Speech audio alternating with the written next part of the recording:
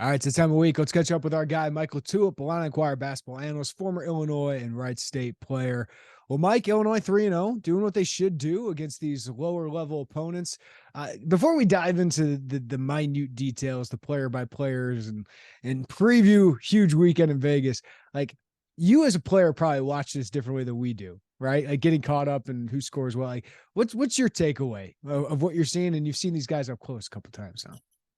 Yeah, you mentioned it, right? I watched him afar last year, and now 2 out of the 3 games I've been able to see in person, and it offers a different element. It's really hard not to be impressed with the showings that they've had, contributions across the board, and really being able to do something early on here and capture something early on here that I think some teams will struggle with all year, and that's having an identity. Mm. And when you have an identity, when you're able to do what you do defensively, play with a conservative aggression, use your length, pressure full court, switch 1 through 5, and then even when you don't switch 1 through 5, you're in drop coverage with a guy. And I'll show the film. I mean, Dain Dainja, for a guy that played 3 college games previously, he's been outstanding. And I think beyond the statistical things that he's done, he's been awesome. Yeah. He's been awesome. And even 3 games in, you see a team, like I said, they'll pressure defensively. They put so much pressure on you defensively when they're on offense, and the randomness that they have in their 5-out structure is one of those things that just it's hard to prepare for. If you're a team that runs 20 different actions in a game, you can scout team the heck out of that. And you can sit there and film, and there's certain tells. Once you hear one call, you understand when it's called a second time. You can blow up an action. And look, this is mano-a-mano stuff. They're going straight, and we'll show that in the film as well. Just the actions that they're running, and they really want to get these guys to different spots. So I say all that to say I'm impressed. But I've seen teams over the years, and teams that I was a part of, right, that win 114-56. And part of it's just for the shots that are generated, and you make threes, and you're starting to see some stuff in these 3 wins that they had that's translatable. And you can't replicate the length. You can't replicate the versatility that they have, forcing the turnovers that they're forcing. I think that stuff it may not be at the rate that it was in these first 3 games, but it's going to give some teams fits. I think you and I knew Terrence Shannon was going to be really good. I didn't think he'd look this good. The stuff he does, like obviously the size, the length, the shot, but the stuff he does with the ball has surprised me. Mike, I knew he was going to be more, but every time Brad said, yeah, he's going to handle the ball, like he's playing point guard a little bit for us. Now he's not playing true point guard, but he's playing lead guard, right? Like, and he's creating for himself. He's creating for others, because we didn't see that that much at Texas Tech, at least the stuff that I saw of him. So is that the biggest thing you're seeing from him? Is his shot creation, and how much does that translate to the higher level competition? It does translate, just because his size, and we've seen it. We've seen it translate even when he was at Texas Tech. But look, he's been everything you expected and more. Analytically, he's in the 90th percentile in virtually every offensive category.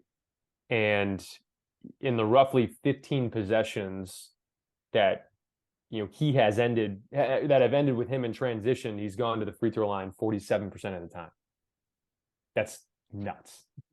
That's nuts. And look, I really think that that may dip a little bit, but I'm not sure how much it will. And you see what unlocking a player can do when a player's in the right system. And Texas Tech was a good system for him, but there's a different type of psychology when you know that you're the guy, when you have the freedom to make mistakes, right? He made a few mistakes. There's 2 of these games he started off with a turnover early, and he's able to bounce back. And that's the other thing I see just from being there is, a lot of times your team will take on the mentality of whoever your best player is. And Terrence he's a dog, man. He's a dog, and this team has dogs, and they'll follow a guy like that. And I think, like I said, there's so much that's translatable, but the thing for me is that it's very rare in college basketball to have a guy go for 30 and not take away from anyone else or anything you're trying to run offensively. That's really hard to do. Like there's going to be drop off in certain areas because a guy's doing that, but not with Terrence, because they get a lot of those possessions back, not only because they're forcing turnovers, but the way they're getting out in transition, he's able to get the points from the free throw line, and it makes him more efficient. And when he's more efficient, there's more opportunities for other guys to put their imprint on the game. So that in particular, I'm watching that, and that's what blows me away the most. Is he had 30 points the other night. I really didn't feel like he forced anything. Right. It was just, he's being assertive and he's being aggressive, but I really didn't think he forced anything. And look, this is pretty crazy to think, but I'm extrapolating out here. Let's do it. Let's talk about this guy. I mean, I'm so excited about what he could be, Mike. Calvin Booth was there the other night, Nuggets GM, and I'm like, that's what he's got to be looking for. That's what the NBA is looking for, is guys like him. Yeah, and look, I don't think it's crazy after you go through Io and go through Kofi, you lose 86% of your scoring, and to sit here and think that there's potential you could have another All-American this year. Seriously, that's crazy. And it's a credit to Terrence, obviously, for the decision that he made. It's a credit for this staff, or to the staff, being able to say, hey, we're going to give you the reins here, trusting him in that, and then him taking that on and not making it a Terrence show. Right. I think he's being super selective with where he goes, but yet still always being in attack mode. So, man, you got to be watching this if you're other teams in the Big Ten, or I'm sure Mick Cronin's lost some sleep over the past couple of days just trying to prepare, because there's not really many things that you can do to prepare for that and replicate it, because he's a runaway train, man. Yeah. And Dane Danger, man, you mentioned him in your first comments there.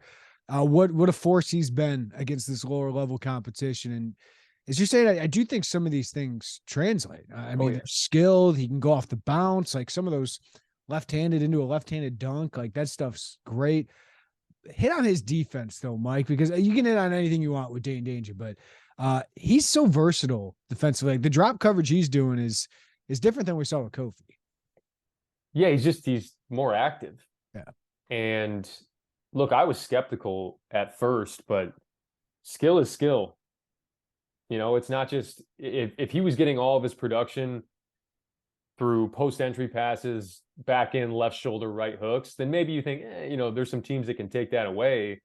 But I'll break it down in the film, the amount of spots that he's in and where he can generate looks, whether it's on putbacks, whether it's, guy drives downhill, big man helps uphill, and you get a little dump off in that little dunker spot for layups. And, he's had rip drives. He's, like I said, finishing on the rolls. And it's going to be more difficult for him against better competition, but the skill and length is there. And his length allows him, especially defensively, to be able to be really potent defensively without taking himself out of position. And that's what length does. I always like to compare it to a guy like me when I played, right? My issue was I didn't have length. So if I got into you, I better find the right angles to try to cut you off, because there's too much space in between. For a guy that has length, not only can you give yourself enough space to be able to slide and cut guys off, but you're still there on a contest. So I think that's what I've been impressed with. He has such good hands, but he always shows them.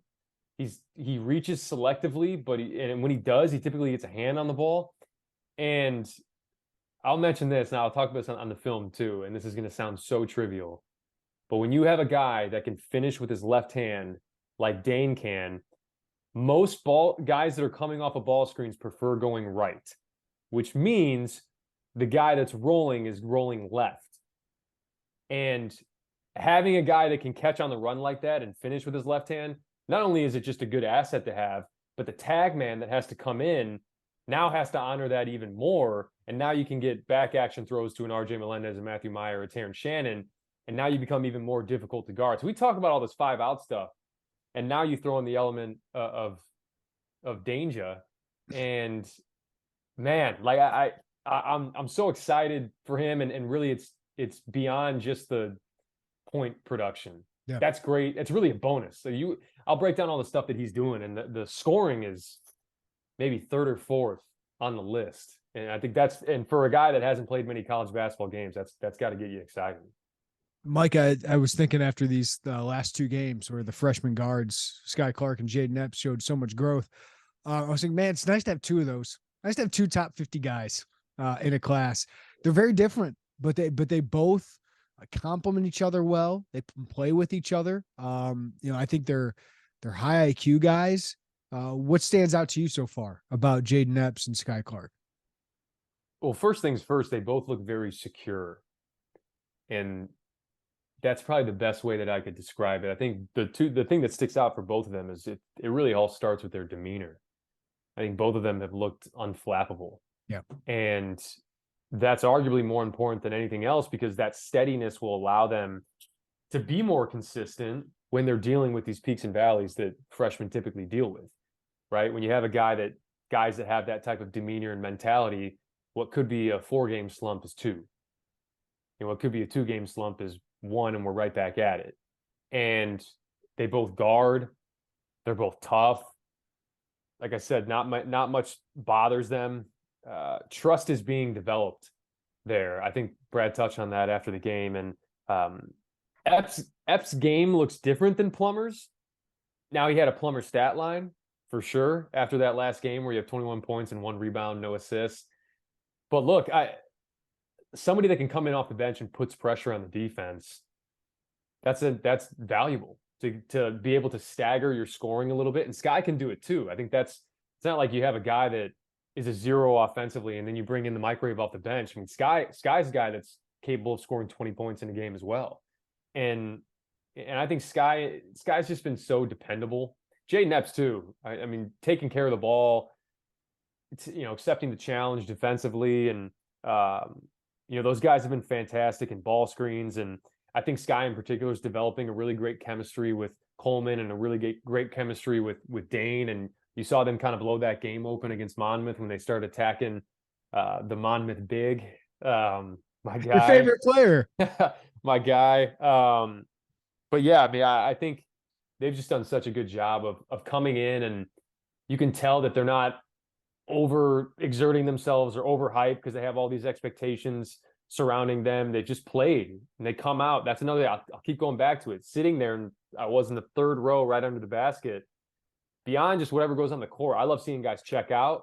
I want to see what they look like on the bench. I want to see what they look like when they get their second foul and they come to the bench. Wait, what's the demeanor? And those guys are both just so even keel. And that's really important, man. All right, can we go to maybe the opposite side? Matthew Meyer and Coleman Hawkins. Like Coleman, we know he's a fiery player, right? And he can be inconsistent on the court. Matthew Meyer, Brad talked about it today. Like, Alfonso Plummer didn't have a great start. Jacob Grandison didn't have a great start. He's capable of it. That's the good thing about Matthew Meyer. But you need to see it at some point, and it'd be a good time if we're in Vegas. But just impressions of those two who've had some ups and downs early on. That's a really good point with Plummer and Grandison, and all 3 of them have the same thing in common, right? They played for an extended period of time at a different school and come in. They're trying to assimilate and get acclimated. And look, I think for each game, I think Matt's looked a little bit more settled. He was better on the defensive end against Monmouth, and you can see that they are deliberately trying to get him involved. The opening action in the game against Monmouth was a little wedge screen to get him in the long post. He throws that great drift pass, and he's really good down there. He's really good down there. And I'll stop the film and you'll see the reason why you can have a guy like that down there is because he's so versatile and he's such a threat that 10 eyes are looking at him defensively.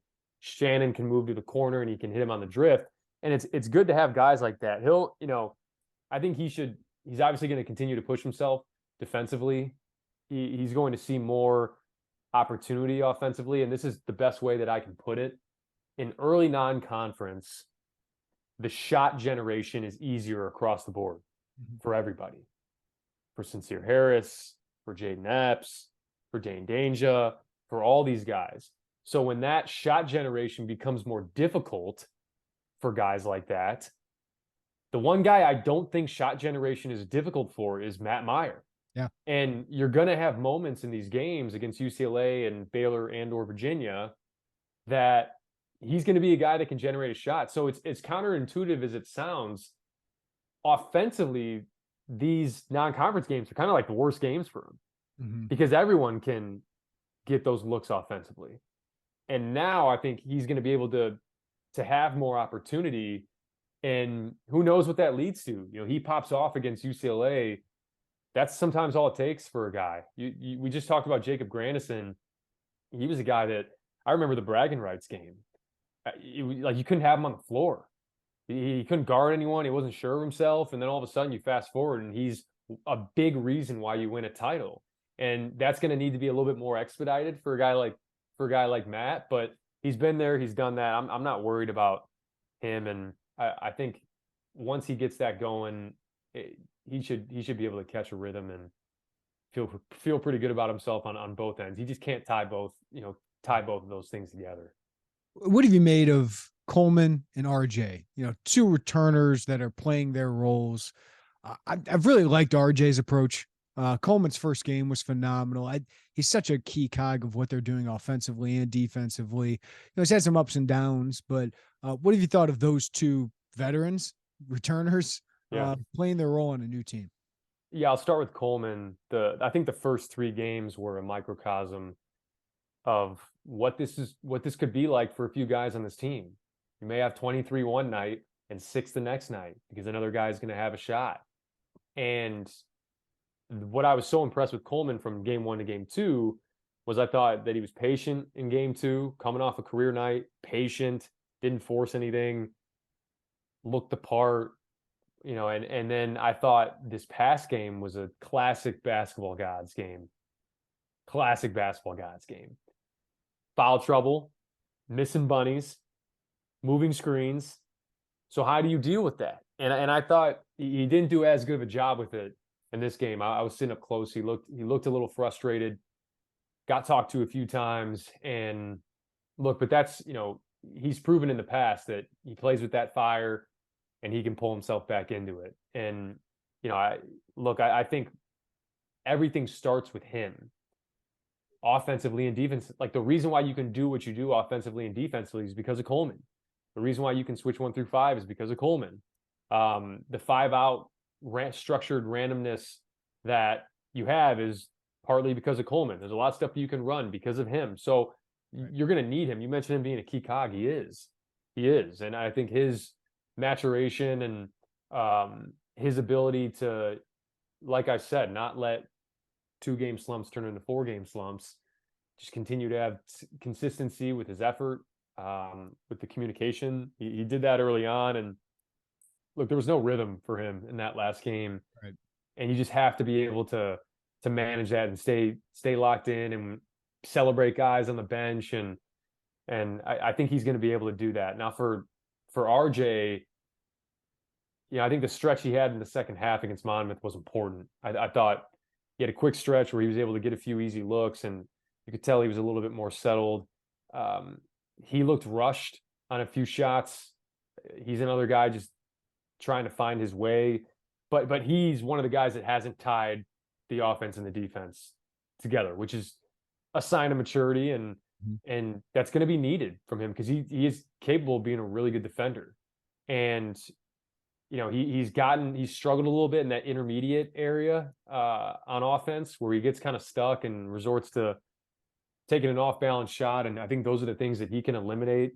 If you're him at this point, you're either focusing on being a great catch and shoot guy.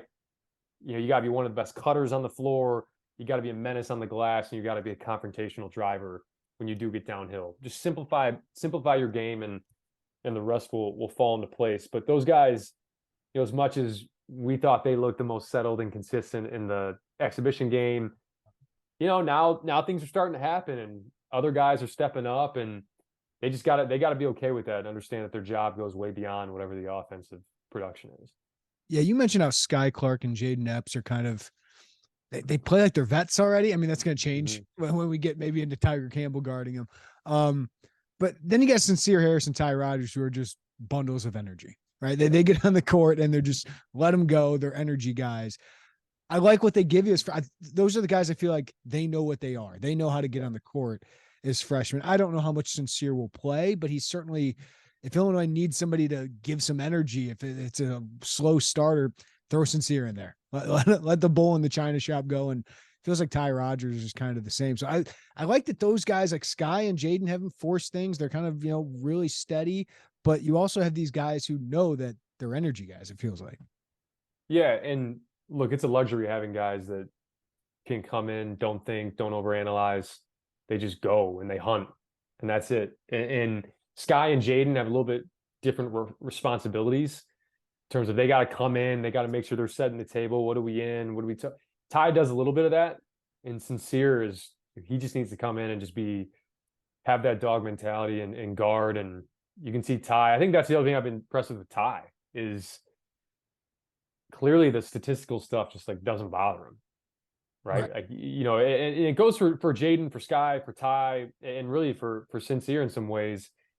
When I look at you in the middle of the second half, I shouldn't be able to tell what type of game you're having just based off your expression and based off your body language. And those guys in particular, especially the freshmen, which is crazy to think about. They're basketball players and they get it and they want to win. And both Ty and Sincere are so low maintenance. And I truly believe you can play them 10 minutes, you can play them 5 minutes, you can play them 20 minutes, and they're going to give you that same type of effort. We'll see what happens with Sincere's minutes. My guess would be that if there's somebody that drops a little bit, it's going to be him. But look, when you have foul trouble and when you have guys that maybe get injured, that's not a bad ninth guy to have, to be able to come in and and offer that defensively. And I don't know if he'll be a 55% 3-point shooter for the rest of the year, but look, he's open and he's knocked it down, and confidence is confidence. And doesn't matter if he's a 30% 3-point shooter. If he thinks he's 50, that's an asset. So the stroke ain't awful, right? The stroke looks smooth. Yeah. No, and I think the other thing with those guys as well is they're not ball stoppers. There was a really big possession in that second half against Monmouth where that ball was humming. I mean, it was shades of 05 where they had the 18 passes in the half court against Northwestern. But same type of thing. They're basketball players. They know how to move the ball. They guard. They're in the right position. They talk. It feels like each one of these guys, right? You're excited about in different ways, and yeah. I'm ready. I'm ready for Friday because I think it's going to be interesting to see him out there against that caliber of competition.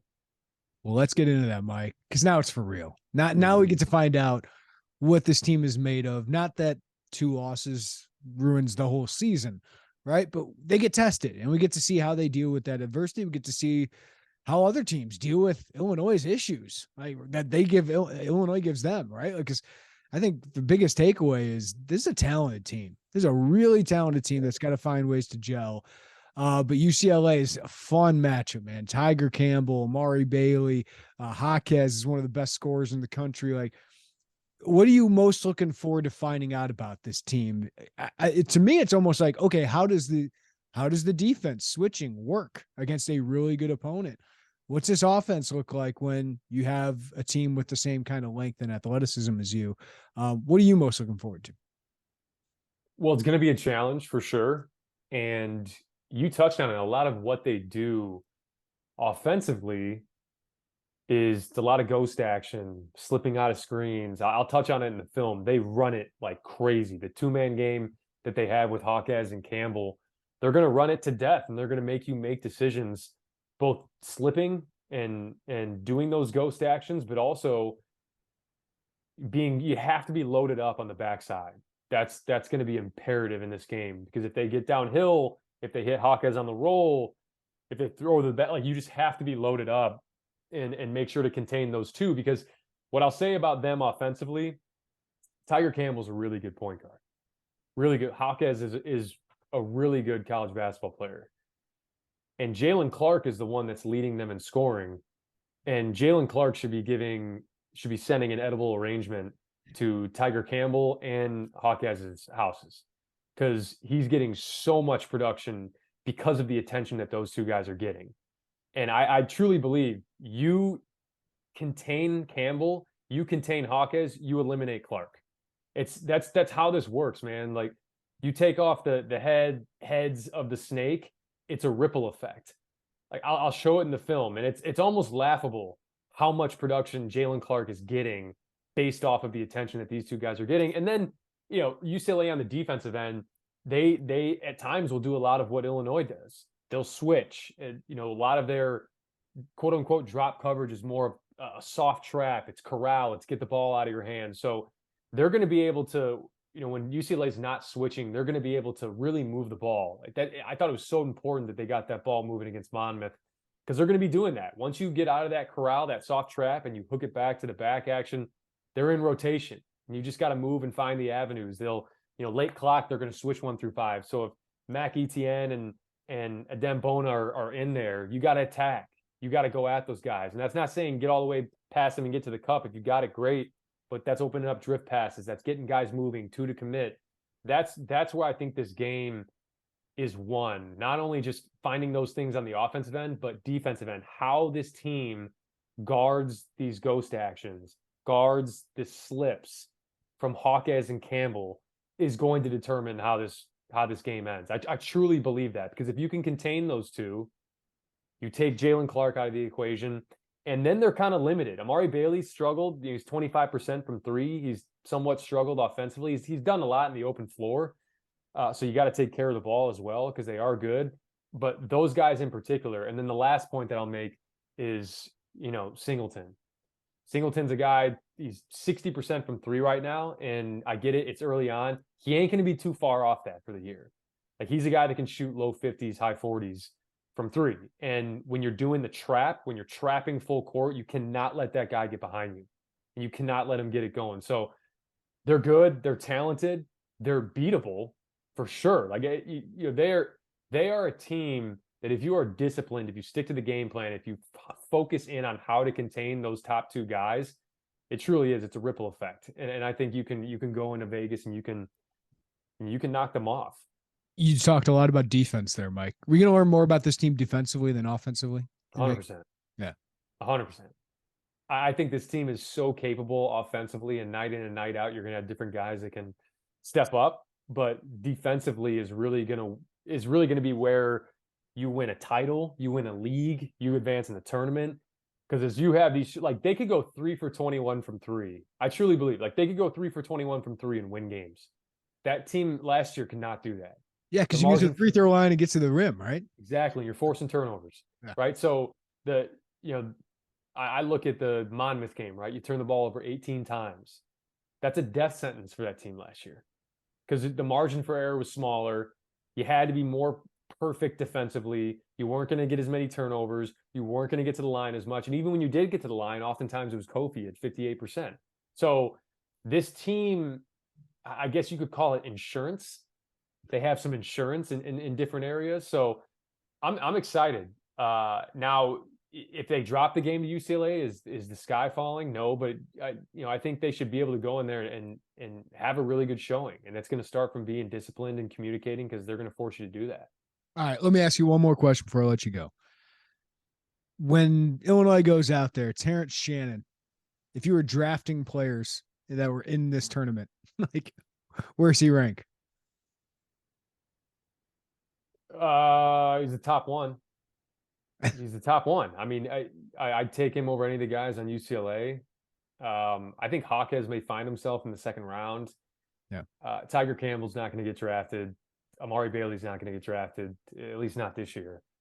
And, you go over to Baylor, and Baylor's got some guys. They got Adam Flagler, they got Cryer, they have guys. It depends. One of those freshmen might pop for Baylor and find his way in the lottery. But look, I think right now, I think Terrence Shannon is the way he started the year. I mean, if he continues on this trajectory, assuming like it may not be 22 a game, it could be, but he's a late first round type of guy. He's playing like a first round pick right now. And there aren't many holes in his game. You and I were talking about that. It's not like, hey, he's on this torrid shooting start and his numbers are reflecting that. He's getting to the line. He's strong. He's big. He defends. And I think I saw this floating around. Maybe it was somebody that had responded to you on Twitter. Can we talk about the fact he doesn't have a foul this season? Yeah, that's right. Hasn't fouled. And it's not like he's just LeBron, right? And it's, hey, go switch, go up top, and I'm going to take the night off defensively. He is switching 1 through 5. He's in gaps. He's shooting gaps. He's getting into guys. He's ripping the ball away. He does not have a foul this season. Yeah, and like in 25 minutes a game, he's averaging 22 points. In Big Ten play, he's going to average 30 plus minutes, right? So 20 points is within his realm of possibility. Yeah, he can do that. Shooting 53%. Maybe it comes down a little bit during Big Ten play. 3-point percentage, 35. That's around his average. He might be right there. Yeah. Yeah. Free throw percentage, 81%. 6.7 rebounds. Underwood has to love that. And then 4 assists a game, 1 steal, close to a block a game. He does everything. He impacts the game, and we see him play. Like, it's just, he impacts the game in every facet. He does, and that's the stuff that's translatable. You can look at non-conference and look, the guys that put up points in college and have production in college offensively and are efficient offensively, they get to the line.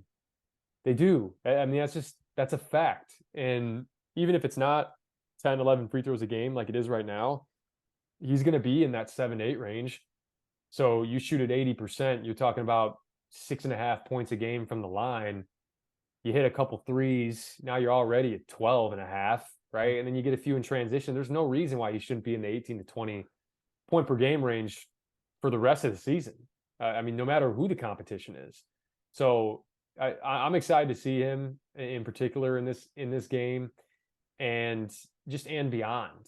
I'll keep going back to it. If you're any of these Big Ten coaches that are just sitting around on a Monday night and you turn into Illinois, you're like, They got that guy. Yeah, they got that guy now, man. You lose Kofi and you expect that this is your sliver of daylight to go in and do something, and they reloaded. Yeah, I think he's the best guard in the Big Ten, at least what we've seen now. Fouls committed per 40, he's number 1 in the country. Of course, yeah, 0. You can't beat 40. You can't beat 0. Fouls drawn in the country, he's 8th. Pretty good. Pretty good. It's actually crazy to think there's like people that are higher than him. I know. Who is number 1? Oh, let me go find that. Kid from Bryant, Sharif Gross Bullock. He is number 2 among high majors. Omar Ballo of Arizona is number 1. I don't even know how much he's playing. Let's see. Wow. No, he's playing a lot. Yeah. Ballo. It's the big guy at Arizona. Yeah. Drawing a bunch. Good for them. Arizona's like 28 assists a game or something like that in their first couple of games, which is crazy. But Tommy Lloyd have it together. I can't wait. This event's going to be awesome, Mike. I mean, Baylor, Virginia on the other side, whoever Illinois gets. This is awesome that Illinois has these games. They got Texas coming up later. Doesn't look like Syracuse is going to be much for Illinois to handle, though. It's a nice look to get something different. Man, we're going to find out a lot about this team in the next week or two. I'm excited, man. Mike LaTulip, thank you as always, man. Appreciate it.